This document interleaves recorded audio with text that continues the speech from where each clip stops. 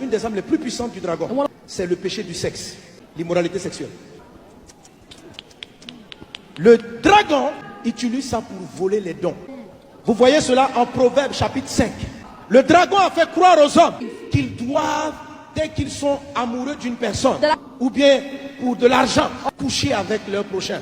Avoir des rapports sexuels en dehors du mariage, c'est une erreur fatale. Proverbe chapitre 5.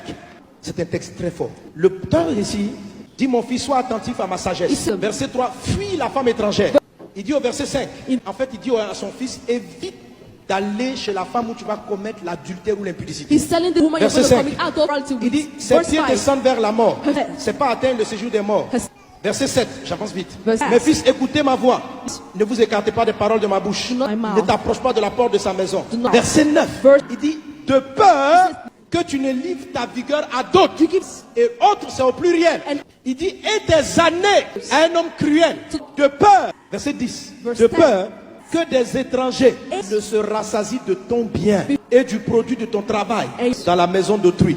Et si vous continuez, c'est terrible. Salomon dit: ne va pas coucher avec la femme qui n'est pas ta femme. Il dit donc: femme, ne couche pas avec l'homme qui n'est pas ton mari. Il dit ceci: de peur que tu ne livres ta force à d'autres personnes.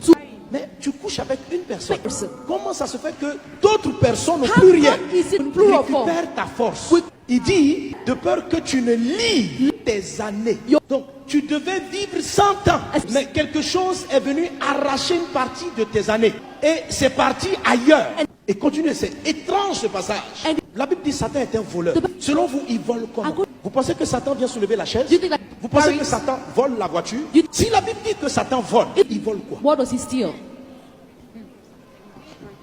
Il vole des choses qui sont en esprit. Parce que lui-même, il est un esprit. Alors, dans la vie, il dit: de peur que tu ne livres ta vigueur. Le mot vigueur, c'est le mot ton étoile. Avant que tu ne naisses, Dieu t'a donné une faveur.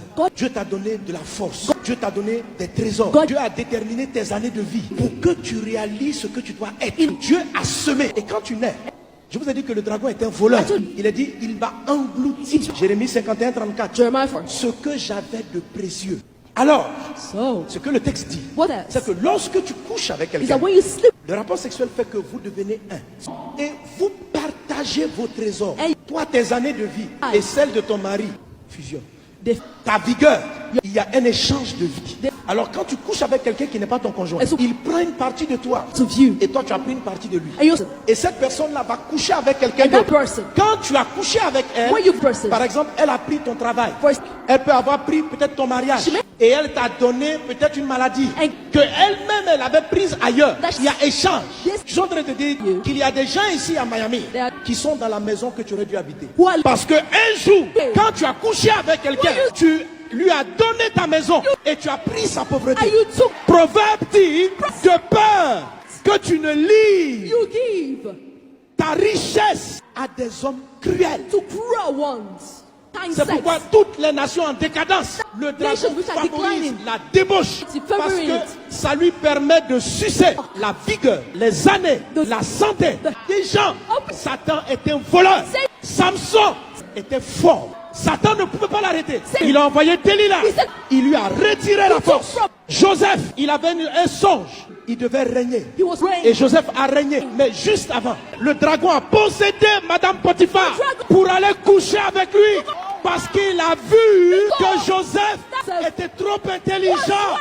Il fallait le piller. Il fallait le vider.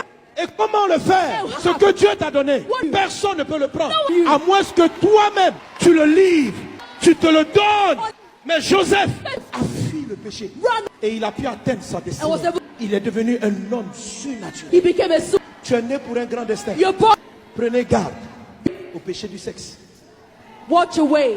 Run away from the Les sin of sex. destinées des hommes sont partagées dans le monde entier. Destinies of men are shared all over the world. Mais il y a de l'espoir. But there is hope. Le dimanche, On Sunday, on va prier. we're going to pray. Ce soir, je n'ai pas le temps. Tonight, I don't have time. Mais tu dois récupérer But you need to get back ce que tu as perdu. that which you've lost.